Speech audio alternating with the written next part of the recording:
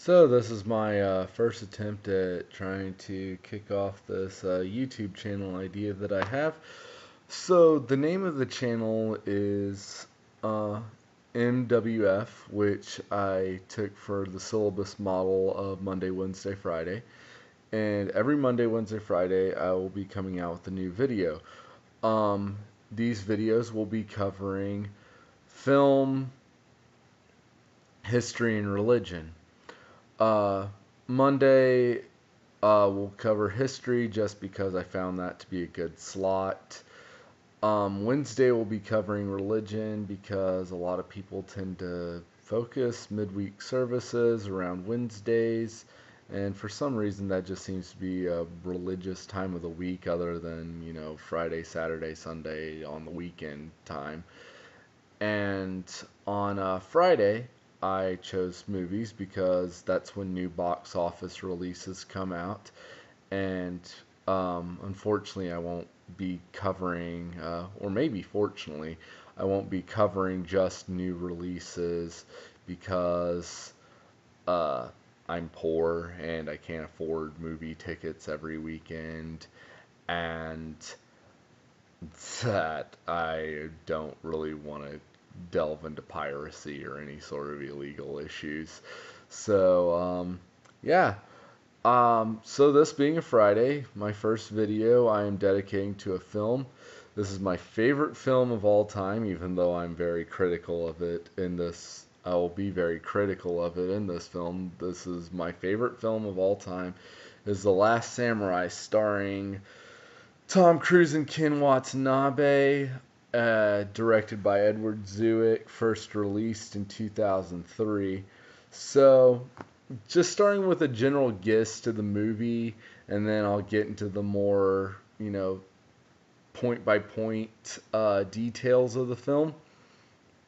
So, the general gist of the movie is Tom Cruise's character, his character name is Captain Nathan Algren. He is an American soldier who has a very troubled past, who's hired by the Meiji Restoration government to train their army. He's involved in an engagement and is captured by a conservative samurai faction. And from there, he's sort of indoctrinated into their samurai way of life. And the end of the movie, he is involved in a battle with them, and he makes an appeal to the emperor, and in the process, he ends up saving conservative Japanese culture. It's a very outlandish claim.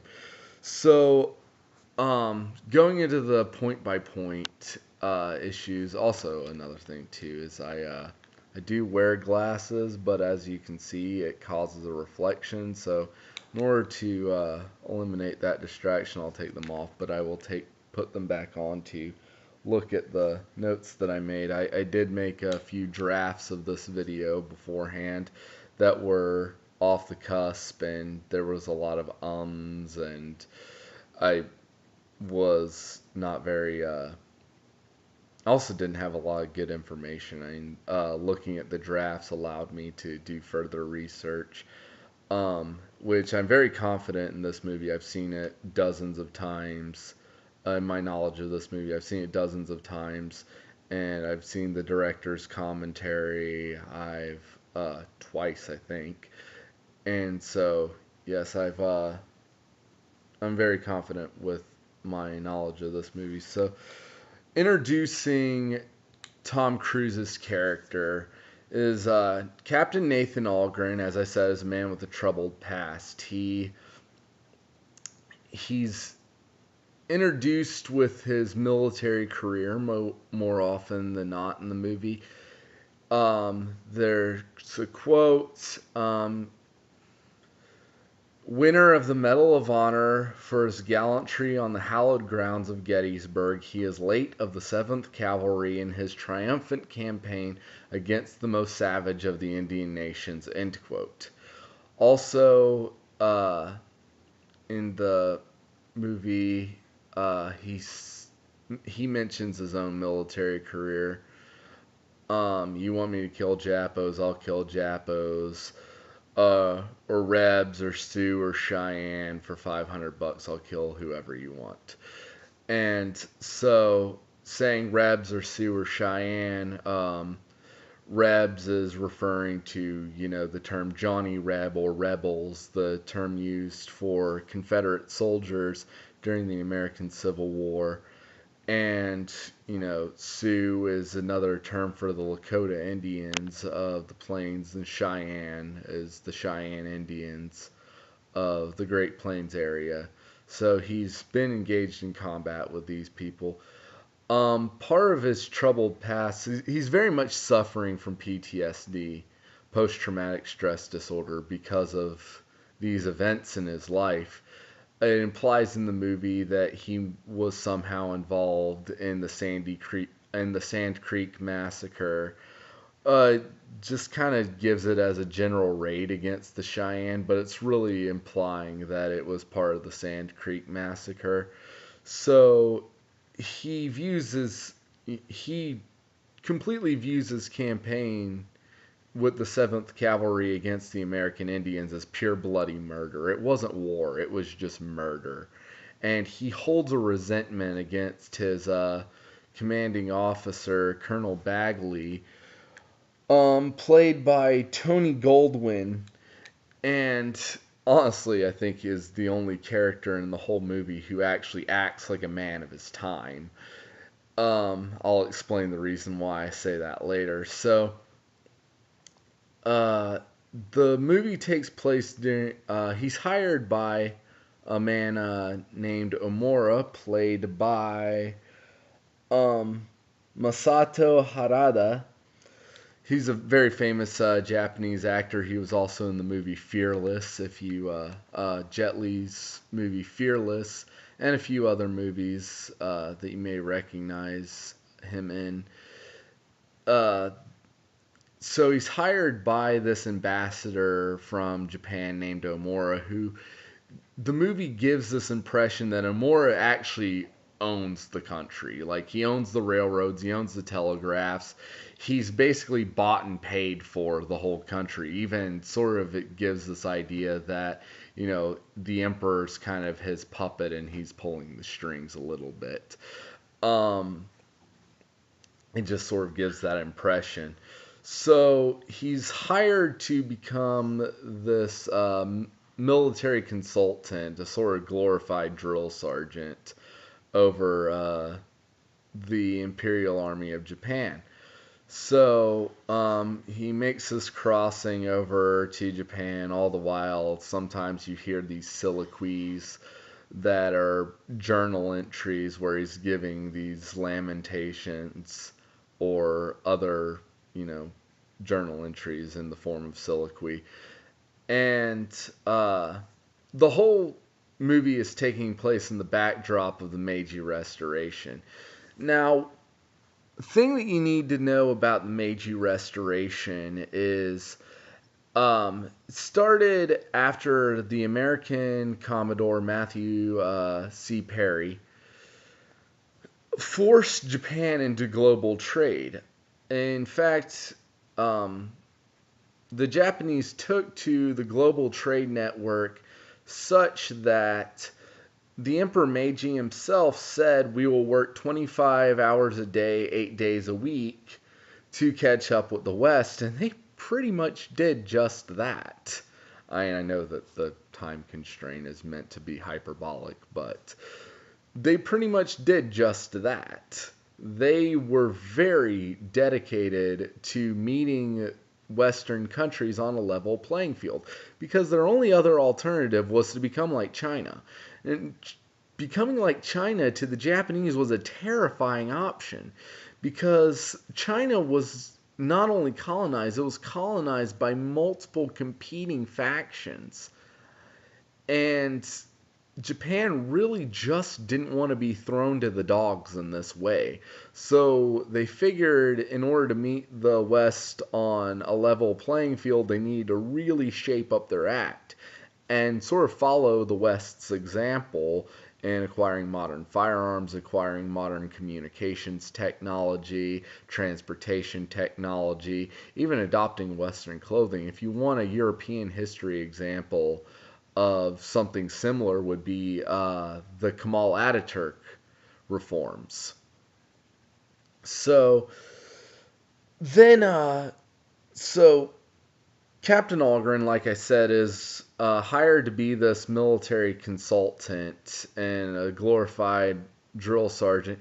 He actually does have a drill sergeant by his side, played by his name in the movie is Zeb, played by Bill Connolly. If you've ever seen Lemony Snicket's A Series of Unfortunate Events, it's the uncle with all the snakes in the house, and so that's if you're one of those people that are just like look for, hey, I know that supporting cast member, and seeing him as another supporting cast role in another movie, um, is he's killed at the end of the first act, but in the meantime, he does kind of provide a little bit of comic relief here and there about things. Um, and so Captain Algren takes part in a battle that he was actually ordered not to take part in. And in this battle, he's captured, but in the process of being captured, he enters into a single combat with a warrior wearing red armor. Oh, by the way, about this first battle, is very interesting. The way that it was shot in the movie is that it's very elemental. There's a mist over the battlefield, in which one point in the battle, the samurai actually take advantage of this mist while the army is being attacked from in front by the cavalry. They send the Imperial Japanese army is being attacked by the samurai cavalry, sends the Imperial soldiers into a panic and a retreat, and just out of nowhere, out of the fog, comes other samurai foot soldiers just materialize, cutting off the retreat. It's actually a very impressive way to have shot the battle and things like this. But anyway, going back to the process of Captain Algren's capture, he enters into single combat with a warrior in red armor. And he ends up killing this warrior in red armor, and I guess that's the reason why they decide to capture him rather than just kill him on the spot. And so this also opens up the later on, this is discussed in the movie about what this idea of a good death is to the samurai. And this is just the sort of opening. They're not even really talking about it at this point. But this becomes an overarching theme in the movie of what is a good death. And this is also, the next scene is Captain Algren views a seppuku ceremony in passing. And if you don't know what a seppuku ceremony is, it involves the condemned or the person who is condemning themselves. It's a save your honor ritual suicide. And the condemned will take a dagger, cut their stomach open, and before they can scream, they have a second, cut off their head. It's highly ritualized. It's almost like a suicide mass in the level of symbolism and ritual that's involved in this particular ceremony. But seeing this in passing, Algren will just see this as being, totally barbaric. So basically, Ken Watanabe's character is called Katsumoto Maritsu, is the leader of this rebellion. And so the has a conversation with Captain Algren and says, winter's coming on, and you're not going to be able to leave until the spring, so just get used to sticking around here. Now, the rebellion in question, the movie The Last Samurai, is loosely based on the Satsuma Rebellion that took place in northern Kyushu, but other geographic things other than the fact that the movie was shot in New Zealand is using images like Mount Fuji or something. Just sort of implies that it's taking place all not very far from Tokyo. The Satsuma Rebellion, like I said, taking place in, I think, northern Kyushu, was led by a man named, where is it? Led by a man named Saigo Takamori. Saigo Takamori actually has a very different reason for his military action against the imperial government other than just a general conservative backlash against the Meiji Restoration. He was involved in what's called the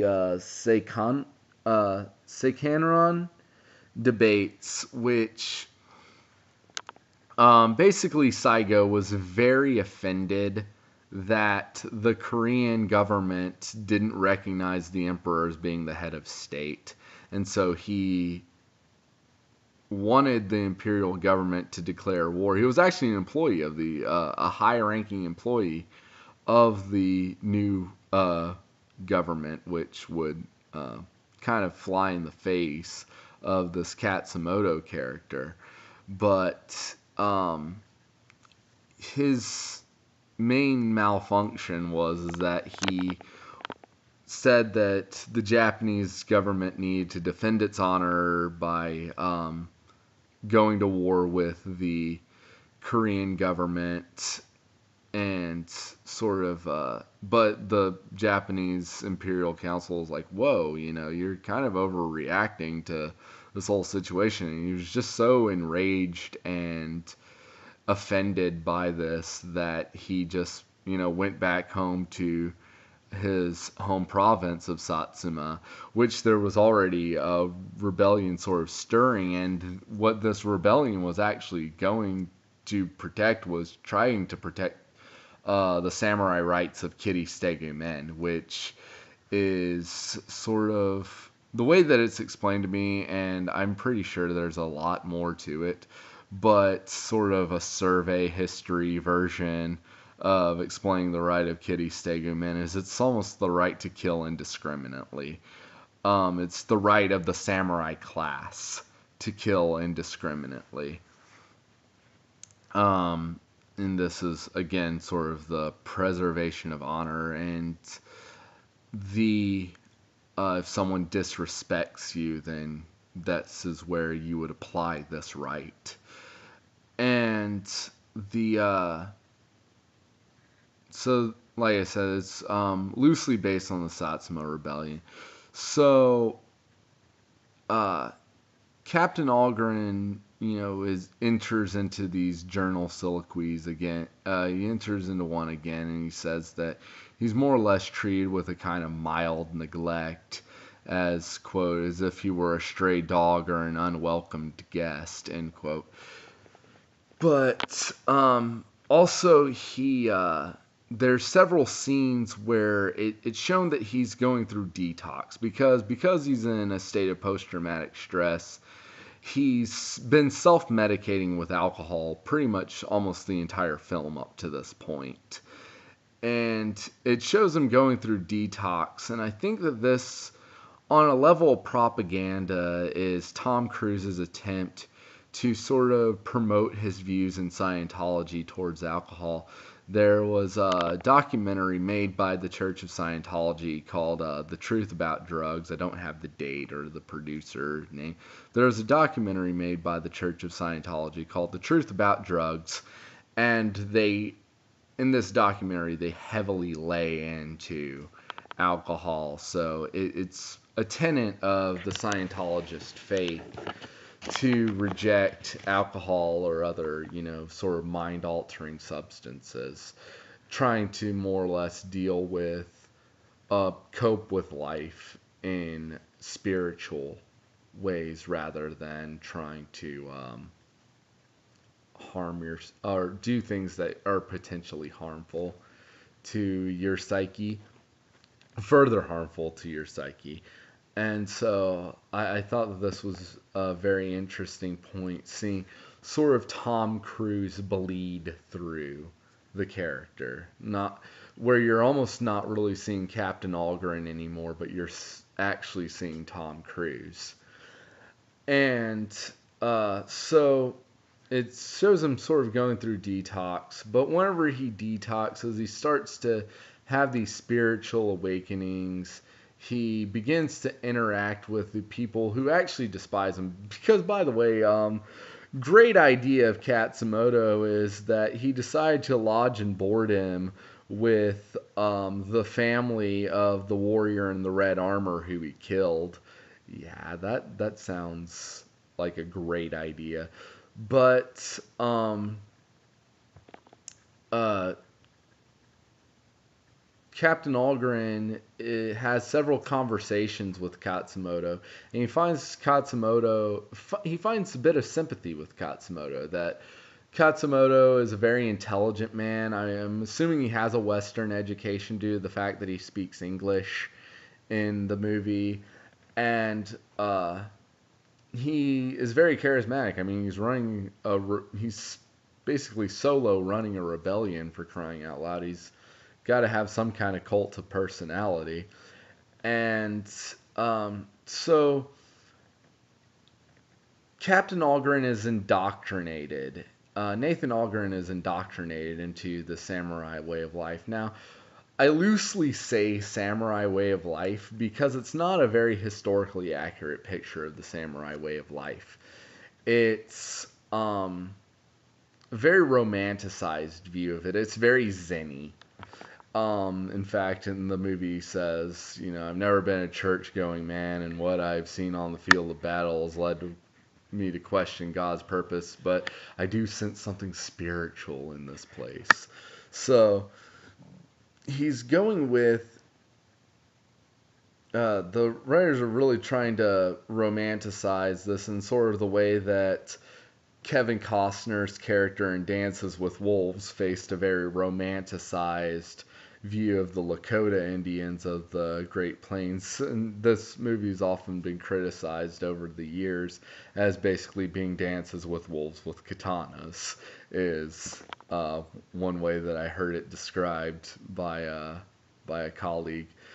And so it continues on, and he starts to develop relationships with people within the camp. And so spring comes along, and he ends up actually getting paroled or ransomed back to his company, and they release him. And so Katsumoto has been invited by the Imperial Council to speak in front of them in the presence of the Emperor on basically his grievances. They've allowed him to present his grievances to the council,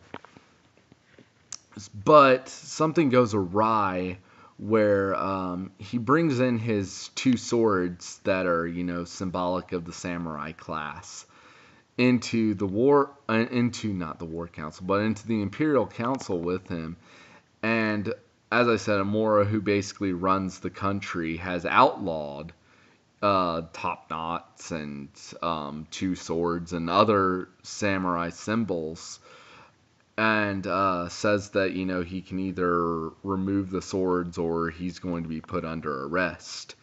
And so, as a way of expressing his honor or his pride or something along those lines, he refuses to relinquish those two swords that are a symbol of his status, as a symbol of his heritage, really, is what he's trying to get across. And so he's put under arrest.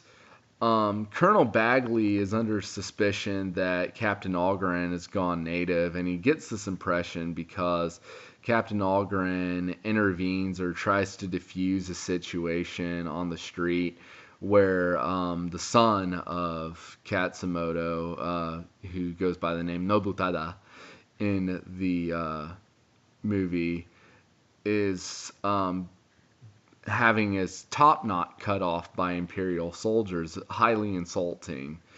And he attempts to defuse the situation. And it's implied that this is not the first time that Captain Algren's gone native. He sort of is almost viewed as an anthropologist of the Cheyenne. It shows a picture in his journal that he would have drawn of a man with a war bonnet and a peace pipe, and Colonel Bagley said to him, or quote, Captain Algren's study of the tribes was crucial in our defeat of the Cheyenne, end quote. And so it's implied that this isn't the first time that Captain Algren would have gone native. And Colonel Bagley, like I said, he's the one character in the whole movie that I think is actually acting like a man of his time. I think every other character just seems like some anachronism that's just transported into the time period of the movie straight out of the 21st century. It's very jarring, even if you're analyzing the movie on that level. But Colonel Bagley says to Captain Algren, one of my favorite lines in the movie, it's very iconic to me, says to Captain Algren, what is it about your own people that you hate so much? And, I mean, if there were a quote wall of that movie, like right under I'd happily kill you for free, is what is it about your own people that you hate so much? And I think it's just kind of a back to reality sort of thing. But wouldn't you know it, Captain Algren did go native. He decides to put on this big facade with his British interpreter, played by Timothy Spall. If you've seen the Harry Potter series, or Timothy Spall was also in a series of unfortunate events. He played the court caseworker, the case handler in a series of unfortunate events. He's a hilarious actor, very, very funny. Puts on this really hilarious facade with Timothy Spall's character, Mr. Graham, and where they convince the Imperial Guards that Captain Algren is actually the President of the United States, and thus, getting by the guards. And so they end up releasing Ken Watanabe's character, Katsumoto. And this is a very important scene to the movie, because this is where the writers and the director really hammer home what a good death is. If you don't get it from this scene, you just won't get it. So they're in the process of rescuing Katsumoto, and his son, who has been shamed, comes out again, and with a troop of other samurai sporting their Yumi bows, and are trying to cover, Katsumoto and Algren, and trying to get them out safely. And they're sort of suppressing fire with the Yumi bows. It's funny how the men with the rifles really can't seem to hit anything, and the guys with the bows and arrows have like laser point accuracy. But in the process of this, Nobutada, Katsumoto's son, is shot, and it comes to the decision that Nobutada is going to kind of go on a suicide mission and cover their retreat. And so this is really trying to hone in the point of what is a good death. And this is something that's kind of a spiritual essence to the samurai, and this is kind of an accurate portrayal of samurai death poetry. Is it's a way of sort of pacifying the minds of people who've been through war, and this could even apply to modern soldiers who have experienced combat. It's a sort of trying to put at ease people who have been through just this terrible meat grinder of an experience. And can there be any poetry or beauty or even just any meaning found in combat beyond just the sheer terror and carnage that occurs? And that's really the point that's being tried to put forward in this scene. So anyway, they make it back to the samurai camp, and or before they make it back to the samurai camp, there's a very important conversation that happens between Algren and Katsumoto, and it's Katsumoto's basically giving Algren his lamentations that the emperor didn't want to hear what I had to say. And so Algren says, so you'll take your own life for shame. But shame for what? Shame for a life of discipline and compassion and all the grand heroic virtues that this movie is, that the writers have been pouring into this movie like sugar into Southern tea. And it's just really heavily laid on it. It's very romanticized, their viewpoint of the samurai. And the they make it back to the oh, sorry, I didn't finish that. And so Algren says, together we'll make the emperor hear you. And this is just a foreshadowing of kind of the hopelessness of the situation that they're entering into. So they make it back to the samurai camp and they prepare for battle. And Captain Algren sort of tells the story of Thermopylae, again foreshadowing the hopelessness of the scenario, the known hopelessness of the scenario that they're going into.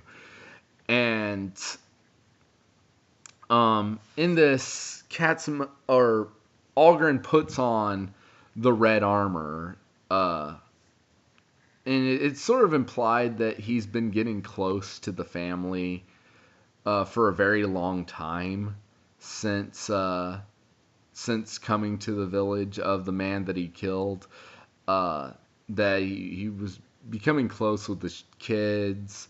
And I just think that it's kind of a funny concept how a lot of people just want to see children as just being this bastion of innocence. Oh, they like anybody. They're almost like dogs. Like, as long as you feed them, they're good. And they're good to go. And so the mother first, just has total disdain for him, but eventually, like, her heart begins to soften. And the scene of Algren putting on the red armor is sort of him deciding that he's going to become the paterfamilias of this family that he himself totally wrecked in the first place. I mean, not really much a fault of his own, but it's still, he's replacing what he took away. He's making amends for his action and for his karma. And and then there's a bit of an awkward thing where it's sort of implied that the woman who's called Taka and Captain Algren kiss, but the way that the camera is angled, I want to believe that she pulled out of the kiss at like the last minute and was like, oh my gosh, I'm making a mistake here. But it's actually very artful the way that the camera was set up to leave that moment up to interpretation. And again, speaking of the artfulness, going into the final battle of the movie, again, going on the artfulness of the camera, is actually to the background of this really good taiko drum rendition, to the beat, to like the rhythm beat of each beat of the rhythm is cut, cut, cut, almost like it's setting up a collage of the way that the samurai army and the imperial army are facing off against each other. So the imperial army has about 2,000 men with modern firearms, and or modern by those standards, which would have been the late 1870s, 1877. So they're probably dealing with like sort of newer bolt action rifles, proto bolt action rifles, um, and the samurai army are just using very traditional feudal age weapons, bows and swords, and they have an army of about 500 or so men. And so they managed to repel the first wave of 1,000 soldiers, and to very much loss of life of their own. But then it sets up the sort of Charge of the Light Brigade scene where the final samurai just sort of get on their horses, and are just going to charge across the field.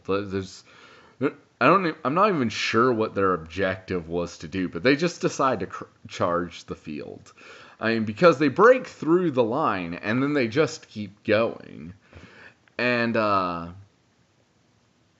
they end up basically all just getting annihilated by a Gatling gun. And there's actually some shots where this is a very Edward Zwick thing to do.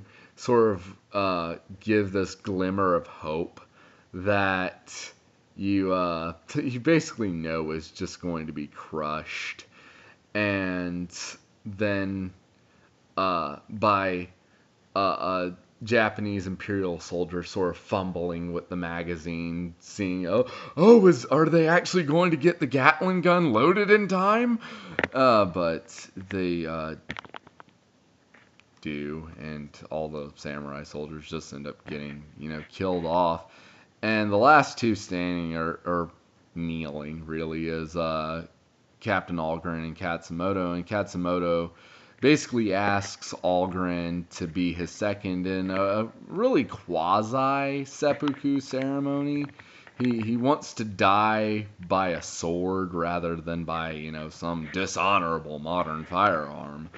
And so then basically it's not really a seppuku ceremony so much as Captain Algren just running Katsumoto through with his katana. And it's sort of talked about briefly earlier in the movie that Katsumoto has a sort of obsession with finding a perfect blossom. And as Katsumoto's looking over Algren's shoulders as he's about to die, sees a whole sakura tree full of blossoms, and that he says are perfect. And this is sort of, I would say, going on the imagery that, the martyrdom that the samurai soldiers just went through, of these perfect blossoms or these perfect martyrs in this cause. And now going into the final scene, I guess you could technically consider the final scene the epilogue, but this is for all intents and purposes the final scene. Katsumoto Algren so dignifiedly decides to limp into the Emperor's chambers, and he's actually disregarding a lot of imperial formality that he was taught by his British interpreter. To bow upon entering the room, to bow upon, sort of reaching your final footstep. If the Emperor stands, you must bow. If he bows, you must bow lower. And the point I'm trying to get across is he knows better, but he's not following these customs. And he's also wearing his cavalry uniform now rather than a kimono or a keiko or the armor of the samurai. And they and he's like I said, he's wearing his U.S. cavalry uniform. Maybe he's not following Japanese custom as sort of reclaiming his Americanness because he may find that him going native is inappropriate. But he gets on his knees in front of the emperor and he, says, "This is the sword of Katsumoto," and he kind of gives this sort of small speech of, this sword represents the soul of the samurai and what they died for, and how can you do this to your memory? All the while, there's actually a arms deal between the emperor and the U.S. Ambassador going on. And the emperor has a massive crisis of conscience over this. Not only does he just strike down the U.S. arms deal that he was about to finalize, they were finalizing this arms deal, and the real historical Emperor Meiji would never do things like this. Again, this is romanticized.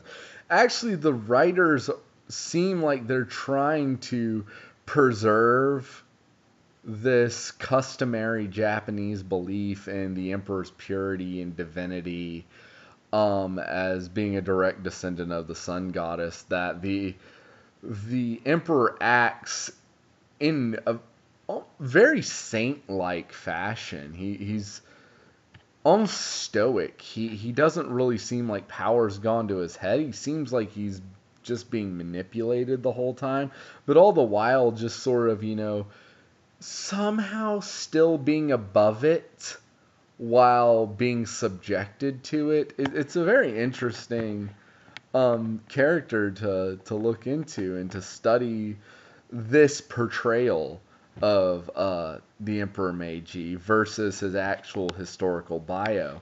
But not only does he just cut off this U.S. arms deal that's about to that's being finalized, he immediately censures Omura because he's the one who's been pushing these Western reforms. He's the one that's, responsible for the massacre of the samurai, and he's just this terrible person, so he seizes his family's assets, and he just totally humiliates Omura and just really kind of politically kills him. And so the end of it all, conservative Japanese culture is saved, and the evil Omura has been properly punished for his diabolical plot to try to make Japan a better place. And I say that, more running on the historical lines. I mean, Timothy Spall's character says, about Tokyo whenever Captain Algren first arrives, he says, 10 years ago, this was a sleepy little town, now look at it. And saying that, so much advancement has just been made over 10 years. And saying that, the broader message of this is one of anti-imperialism. But looking at the real historical options, Western imperialism is bad whenever it's like totally dominating your society and it's, removing any semblance you have of your own personal identity. It's a racist policy, etc. But trust me, feudalism is way worse, and feudalism was the society that Japan was living under before the Meiji Restoration. And really, I don't think once they had a taste of some kind of freedom, they really didn't want to go back to that system or way of life. even if it was their heritage or culture. And you do see a few conservative backlashes and later on in Japanese history about the time of the beginning of World War II or things like that, saying that samurai values are Japanese values, and every Japanese person needs to have this sort of uh, bushido, or way of the warrior within them. And the so the epilogue of the movie is Timothy Spall's character is he's kind of the narrator in the prologue and the epilogue, saying, some people say that Captain Algren returned to America, some say he died of his wounds, and then, the film's actually showing that, he went back to the samurai village, and actually being the only guy left in the whole village might actually make you made in the shade with a glass of lemonade. But it was kind of already, but on that note, it was kind of saying that he was already sort of spoken for. But this is just me being silly. So yeah, that sort of concludes my review of The Last Samurai. Like I said, I'm not very good at editing things. Otherwise, I would have put like some video clips in here, let you hear some of the soundtrack, because that's actually what a lot of the beauty of this movie is the camera work and the soundtrack. The soundtrack just by itself, I mean, it wouldn't be a bad investment just to buy the soundtrack and like listen to it in your car, because it's just such good music. And so other things like that is so coming up on Monday, I want to do things in history that might help, high school, college age people actually in their classroom experience. But I don't want to, just kind of. What I want to avoid is going, Hitler and the Nazis, or, famous battles in history or something like people that are much more qualified than I am and can do it much better than I can. Sort of subjects. I was thinking about possibly doing something to do with the English monarchs and the historical claim to and their claim to have a historical claim to the throne of France, and where that actually comes from. Really, the spark of the 7 Years' War. Other things I was thinking about doing was maybe doing a simple a bio of maybe a famous poet or something like that. As this channel gets up and rolling, I'll definitely be more inclined to judge what my next video subjects are based on what comes up in the comment box or is PM'd to me, or in video responses, things like that. But as for now, as I'm just sort of getting the ball rolling, I was thinking about, like I said, either doing the English monarchs and their claim to have a historical claim to the throne of France, or I was thinking about doing a biography on John Keats, which I actually just finished writing a final paper on as a bio of John Keats, so I'd be fairly up to date on that information.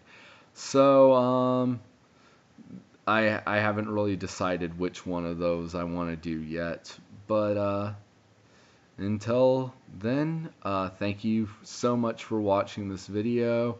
Subscribe to the channel. Please leave comments. Any sort of feedback will help, negative, positive.